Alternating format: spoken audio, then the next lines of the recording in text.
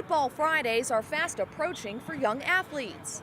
Along with the adrenaline rush of hitting the field comes the possibility of serious injury, and a concussion is among the worst. Headache's probably the most common that people routinely get, but they don't have to have a headache to be, experiencing a concussion. They could be complaining of dizziness, feeling fatigued, feeling like they're in a fog. They're not quite all the way there. We commonly associate concussions with football.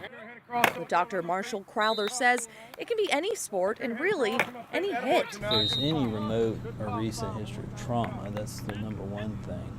And that trauma doesn't necessarily have to be a direct blow to the head. It could have been a direct blow to another part of the body that sends a strong enough force up to the head, has been shown on many occasions to cause concussion. Either way, doctors say concussions must be taken very seriously. As more data emerges demonstrating their detrimental effects, more states add laws to protect young athletes. Concussions are significantly more of an issue than we thought originally.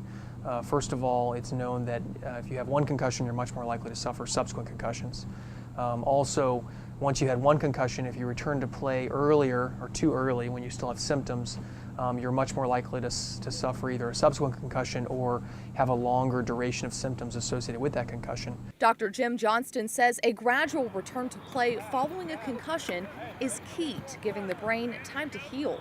Drew Ferguson has watched players carefully from the sideline for over 40 years as a certified athletic trainer. He knows how scary a blow to the head can be. Probably 90% of the ones that we see clear up on their own, especially if it's their initial concussion, and the guidelines that we follow in terms of follow-up care and return to play as well as return to think are followed, they have a greater chance of not having a repeat concussion.